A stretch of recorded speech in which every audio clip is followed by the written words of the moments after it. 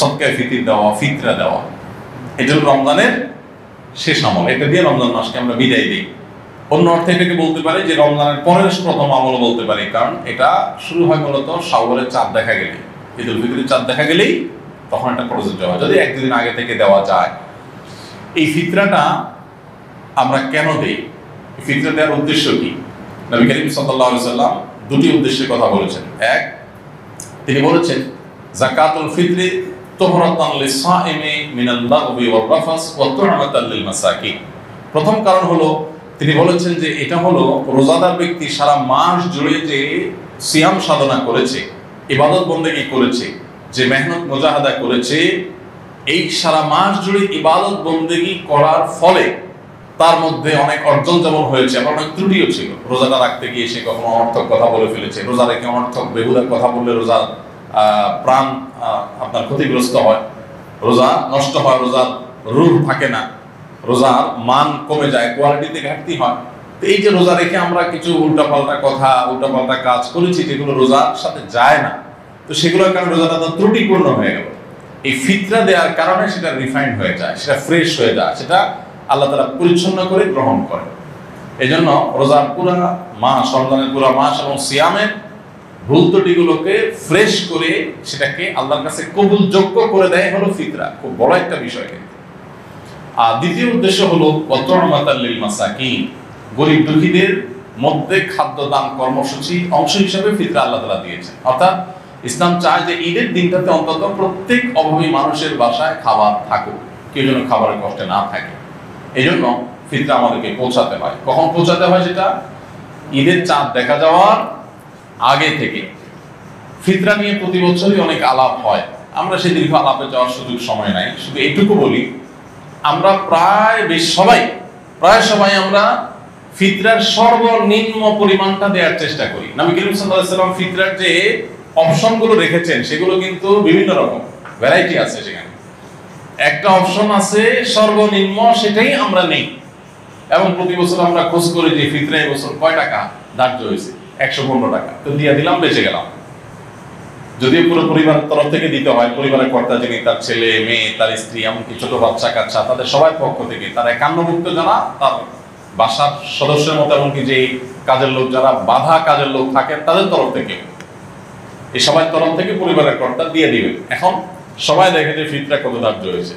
ভাই, ফিতরা সর্বনিম্ন যদি 1-150 বা তার সমমূল্যের খাদ্য হয়, তো ফিতরার সর্বোচ্চটা কিন্তু 1000, 2000 বা আরো বেশি হতে পারে।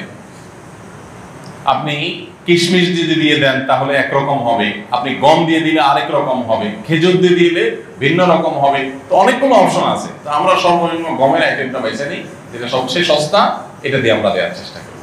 কারণ আপনি কিশমিশ যদি চিন্তা করেন তাহলে কিশমিশের কেজি কত আর গমের কেজি কত, অনেক বেশ কম হয়ে যাবে। এই জন্য আল্লাহ তাআলা যাকে যতটুকু সামর্থ্য দিয়েছেন তিনি সেইভাবে ফিতরা দিবেন। এবং ফিতরা হিসেবে যদি আপনি খাদ্য দেন অথবা নগদ টাকা দেন, আমার পরামর্শ হবে ওয়াজিব ফিতরা তো ওইটাতে আদায় হয়ে যাচ্ছে, যে কোনো সন্দেহ নাই। নফল হিসেবে যেহেতু ফিতরার উদ্দেশ্য গরিবের বাসায় খাবার পৌঁছানো, সেই যুগে নবী সাল্লাল্লাহু আলাইহি ওয়াসাল্লামের সময় গরিব শুধুমাত্র এই প্রিন্সিপাল ফুড এগুলোর উপর নির্ভর করত। চাল, ডাল, আপনার ডাল তো না, আপনার গোশত অথবা আপনার আটা, ময়দা কিংবা গম, এগুলোর উপরে নির্ভর করতো মানুষ। কিন্তু এখন মানুষের জীবনের যে আপনার জীবন ধারণের যে পদ্ধতি, প্রক্রিয়া, মানুষের যে লাইফস্টাইল, সেটাতে যথেষ্ট পরিবর্তন হয়েছে। তো ঈদের দিনে গরিবের হাসি, গরিবের আপনার আনন্দ, এটাকে পরিপূর্ণতা দেওয়ার জন্য আমার পরামর্শ থাকবে যে ফিতরা হিসেবে যা দিচ্ছেন আপনি এক্সট্রা হিসাবে, এটা ফিতরার অংশ না, বোনাস হিসেবে নফল হিসাবে আপনি তাকে পারলে 2 কেজি মুরগি কিনে দেন। গরুর গোশত অনেক দাম, 1 কেজি গরুর গোশত, 2 কেজি গরুর গোশত কিনে দেন, একটু পোলাও চাল কিনে দেন, একটু সেমাই চিনি কিনে দেন। আমি প্রতি বছর এই কাজটা করি আলহামদুলিল্লাহ। ফিতরা যা করা, এর বাইরে একটা গরিব পরিবারের ঈদের আনন্দ হওয়ার জন্য, বাসায় ভালো খাবার দাবার প্রস্তুত করার জন্য যা যা দরকার, তার একটা প্যাকেট তাদের বাসায় পৌঁছে দেন, তাহলে তাদের আনন্দটা 16 কলা পরিপূর্ণ হবে ইনশাআল্লাহ। এটা আমরা করতে পারি। বিশেষ করে দ্রব্যমূল্যের ঊর্ধ্বগতির এই সময়ে অনেক মানুষ যারা আমাদের কাছে মুখ ফুটে বলতে পারছে না, অনেক কষ্টে আছে। আমরা কল্পনা করতে পারছি না যে এই মানুষটা খাবারের কষ্টে আছে। এরকম অনেক ফ্যামিলি আপনার আশেপাশে আছে, আপনি খোঁজ খবর নিলেই দেখবেন রমজানের শেষের দিকে এসে দানের পরিমাণটাও বাড়ানো দরকার। তারই অংশ হিসাবে আমরা ফিতরাটার পাশাপাশি আরো বিভিন্ন খাদ্য আইটেমগুলো গরিবের বাসা, বিশেষ করে ছোট বাচ্চা কাচ্চা থাকলে তাদের জন্য ঈদের একটু কাপড় চোপড় পাঠায় দেন। তাদের আনন্দটা যে কত বেশি হবে সেটা হয়তো আপনি লাখ টাকা দান করলে কোনো সময় সেটা অর্জন হবে না। সবসময় নগদ টাকা দান করলে সব বেশি হয় তা কিন্তু না। আমি সৌদি আরবে দেখেছি কিছু মানুষকে, সেখানে অদ্ভুত অদ্ভুত মানে নেকামলের প্রতিযোগিতাকারী মানুষদেরকে দেখতাম, যেটা মানে কল্পনাও করা যায় যে মানুষ কত ভালো কাজের জন্য খোঁজে। আমার একবার মনে আছে যে কোন একটা সুপার শপে কেনাকাটা শেষে, এরকম রমজান মাসেই হবে, আমি বিল দেওয়ার জন্য কাউন্টারে আসছি। তো এক সৌদি নাগরিক আমার লেবাস পোশাক দেখে বুঝছে যে বাংলাদেশি। তো বাংলাদেশি মানে মনে করে তারা গরিব মানুষ, আর আসলে আমি গরিব। তো আমার পিঠে এরকম আস্তে করে আলতো করে হাতটা রাখছে খুব সুন্দর করে, মানে যেটাতে আমি মানে রাখার তো একটা ধরন আছে, আস্তে করে পিঠের উপরে হাতটা রাখছে, মানে খুব কোমলতার সাথে, স্নেহের সাথে। স্নেহের পরের সাথে হাতটা রাখলাম, আমি ফিরে তাকালাম, দেখি যে একদম সৌদি নাগরিক, আমি চিনি তাই। তো সে বলতেছে যে যদি তুমি মনে কিছু না করো তোমার বিলটা আমি দিতে চাই। আমি দুনিয়ার বাজার করছি, হয়তো ঈদের জন্য বাজার হয়েছে, তো কয়েকশো রিয়াল হয়েছে। উনি বলেন যে যদি কিছু মনে না করেন আমি দিতে চাই, হাদিয়া, গিফট, জাস্ট গিফট। তখন কি বলা যায়, গিফট দিবে, নিষেধ করার কিছু নেই, বলো ঠিক আছে। তখন উনি দিলেন। আমার কাছে আইডিয়াটা খুব ভালো মনে হলো। আপনি বাজারে চলে যান, বাজারে যে দেখবেন বহু মানুষ মাছ বাজারে কাচুমুচু করছে, ছটফট করতেছে, একবার এই মাসালা কাছে আবার ওই মাসালা যায়, তার মানে বাজেটের সাথে তার চাহিদা বা প্রয়োজনের মিলাতে পারছে না বেচারা। এই লোকটাকে ওরকম পেছন থেকে আলতো করে হাত বুলিয়ে তাকে একটু বলেন, ভাই আমি আপনার এই মাছের বিলটা দিতে চাই, যদি আপনি মন না করেন। আপনি দেখেন যে কোনো একটা বাচ্চা, গরিবের বাচ্চা, সে হয়তো কোনো একটা মুদি দোকানের পাশ দিয়ে ঘুরছে, কোনো একটা খাবার দোকানের পাশ দিয়ে ঘুরছে, বারবার কাচুমুচু করছে, খেয়াল করেন, তাকে ওই খাবারটা একটু কিনে আপনি হাতে তুলে দেন।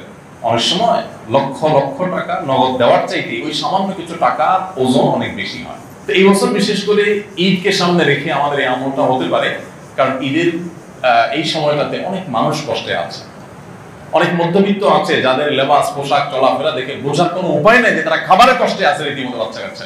আমি রমজানের শুরুর দিকে আহ্বান করেছিলাম যে একটা মাছ কিনে দেন, একটু শাড়ি করতে পারে বাচ্চাদেরকে সাথে নিয়ে, একটু মুরগি কিনে দেন, একটু গরুর গোশত কিনে দেন। এমন আছে যে গত রমজানে গরুর গোশত খেয়ে, কোরবানিতে গরুর গোশত খেয়েছে, এ পর্যন্ত আর গরুর গোশত কিনে খেতে পারেনি। তাকে আপনি 2 কেজি গরুর গোশত দিলে তার বাসায় আনন্দটা কোন পর্যায়ে চলে যাবে। দেখুন, ডক্টর আব্দুল্লাহ জাহাঙ্গীর রহমাতুল্লাহ একটা কথা বলতেন যে আপনি 2 কেজি গরুর গোশত কিনছেন নিজে খাওয়ার জন্য, অনেকদিন পরে কিনছেন, বাচ্চা কাচ্চা নিয়ে খাবেন, খুব আনন্দ করবেন, সন্দেহ নাই এটা আপনাকে অনেক বেশি আনন্দ দিবে। কিন্তু এর মধ্যে যদি আপনি দেখেন যে কোনো মানুষ খাবারই পাচ্ছে না, অনেকদিন পর্যন্ত না খেয়ে আছে, কষ্ট করছে, এই জিনিসটা তাকে আপনি দিয়ে দেন, বাহ্যিকভাবে মনে হবে কষ্ট হয়েছে, মূলত সেখানে যে আনন্দটা হবে ওইটা আপনি খেয়ে যে আনন্দ পাবেন তার চাইতে অনেক বেশি হবে। তো রমজানের শেষের দিনগুলোতে ঈদকে কেন্দ্র করে আমাদের এই সাদাকা দান, আমাদের আশেপাশে কারা কষ্টে আছে তাদেরকে খুঁজে বের করে তাদের মুখে হাসি ফোটাবার যে মেহনত, সেটা বেশি হওয়া দরকার। আল্লাহ আমাদেরকে তৌফিক দান করুন।